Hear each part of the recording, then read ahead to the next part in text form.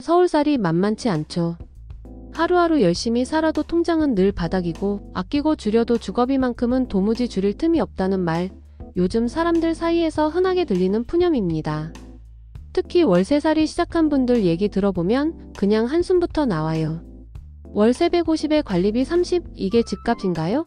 월급 도둑인가요? 이런 말이 나올 정도로요. 이렇게까지 된 데는 다 이유가 있지요. 처음부터 월세가 좋다고 선택한 사람이 몇이나 있을까요? 요즘은 전세 사기 걱정 때문에 울며 겨자 먹기로 월세를 택한 분들이 참 많습니다. 한창 깡통 전세 문제가 터졌을 때 보증금 못 돌려받는다는 뉴스의 등골이 서늘해졌던 분들 다들 기억하시죠? 그 무서움에 그냥 월세 살자고 마음먹은 건데 이제는 월세가 생활비를 삼키고 있는 현실이 된 겁니다. 서울 아파트 월세 지수 작년보다 무려 10% 넘게 올랐답니다. 역대 최대 상승폭이라네요. 문제는 이게 단순히 수치의 문제가 아니라는 겁니다. 진짜로 사람들이 숨 쉴 틈이 없다고 느끼는 삶 그 자체가 점점 조여오고 있다는 신호예요. 가처분 소득, 즉 쓰고 남은 돈 중에서 주거 식비 교통비처럼 꼭 써야 하는 필수 생계비가 차지하는 비중이 무려 37.8%. 5가구 중 2가구 가까이는 쓰고 남은 돈의 절반 이상을 그냥 살기 위한 비용에 쓰고 있는 셈입니다. 특히 월세살이하는 서민 가구나 사회초년생들은 더 힘듭니다. 소득 하위 20% 가구는 이 필수 생계비 비중이 91%를 넘었대요. 쉽게 말해 돈 100만원 벌면 91만원이 그냥 생존을 위해 빠져나간다는 거죠. 옷 한 벌, 외식 한 번도 사치가 돼버린 시대. 이런 나라에서 어떻게 희망을 이야기할 수 있을까요? 서울로 올라온 50대 가장 이모 씨의 사연이 마음에 남습니다. 용인에서 살다가 자녀 교육과 직장 때문에 서울로 왔지만 마땅한 전세가 없어 결국 월세살이를 택했다고 합니다. 매달 150만원의 관리비까지 더해 180만원 가까이 주거비로 쓰고 있대요. 3인 가족이 먹고 입고 살기에도 빠듯한데 그 절반을 월세로 낸다고 생각해보세요. 얼마나 숨막힐까요? 이분 말처럼 어디 놀러갈 엄두도 못 낸다는 말, 그냥 지나가는 말이 아니라는 거죠. 강남으로 출퇴근하는 직장인들 사이에서 베드타운으로 꼽히는 자양동, 구이동 일대도 사정은 마찬가지입니다. 몇 년 전까지만 해도 방 2개짜리 구축 아파트 월세가 100만원대였는데 지금은 150만원 넘는 매물도 허다하다고 하네요. 심지어 그 가격도 보증금 5천만원 정도를 낸 조건에서 말이죠. 이게 다 전세 공급이 줄어든 탓입니다. 시작은 문재인 정부 시절 집값 상승을 막겠다며 주택담보대출을 조이면서부터였지요. 그 결과 대출이 막히자 전세값이 올라갔고 역전세 현상이 터졌습니다. 집값보다 전세값이 더 비싼 상황에서 전세보증금을 돌려받지 못한 사람들이 속출했고 특히 빌라 전세 피해자들이 컸습니다. 왜냐면 빌라는 시세 정보가 부족하거든요. 공인된 시세가 없다 보니 엉뚱하게 높은 금액으로 계약하고 그 피해는 오롯이 세입자 몫이 됐던 겁니다.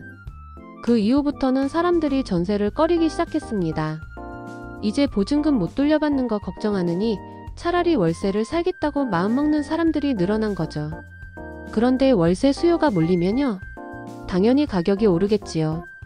공급은 적은데 수요는 많으니 이건 명백한 시장 논리입니다. 게다가 요즘은 아예 전세보증금 반환 보증이라는 제도 자체도 까다로워졌습니다. 예전엔 웬만하면 가입되던 게 이제는 보증금을 일정 수준 이하로 낮춰야만 가입할 수 있다 보니 이 또한 전세에서 월세로의 전환을 부추기는 구조가 됐습니다. 전세에서 일부는 월세로 결국 이중 부담이 되는 거죠. 오피스텔이나 빌라라도 공급이 잘 되면 좀 숨통이 트일 텐데요. 지금은 건설 경기마저 위축되면서 이마저도 막혀 있습니다. 신혼부부나 사회초년생들이 월세라도 저렴한 곳을 찾으려 해도 마땅한 매물이 없는 겁니다. 그러니 그냥 서울 외곽에서 살다가 정부의 행복주택을 노려야 하나 이런 현실적인 고민이 나오는 거죠. 그럼 정책은 뭐 하냐고요? 과거 윤석열 정부에서는 무주택자 대출 규제를 풀고 수도권 개발 제한 구역을 일부 해제하는 등의 조치를 내놨지만 시장에는 큰 영향을 주지 못했습니다. 지금은 이재명 대통령이 공공임대 확대, 재개발 재건축 규제 완화 등의 정책을 추진 중이지만 얼마나 속도감 있게 움직일 수 있을지는 아직 미지수입니다. 전문가들은 말합니다. 이 고리를 끊으려면 다주택자에 대한 규제를 무조건 죄기보다 일정 정도 유연하게 여러 전세 공급을 늘려야 한다고요. 사실 우리나라는 전체 임대 물량의 92%가 민간에서 나옵니다. 공공임대는 8%밖에 안 되니 민간 공급 없이는 해답이 없는 구조죠. 재개발 재건축도 마찬가지입니다.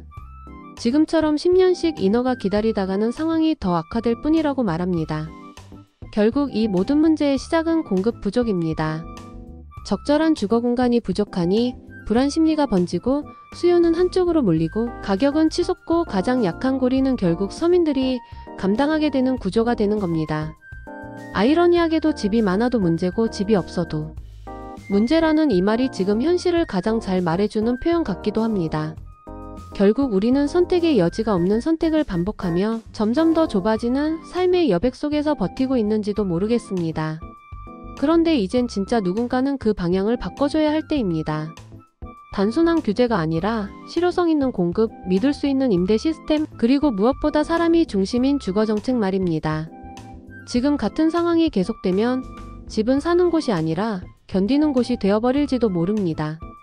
그런 나라의 미래가 있을까요? 우리는 지금 그 물음 앞에 서 있습니다. 좋아요, 구독, 알림 설정도 눌러주셔요.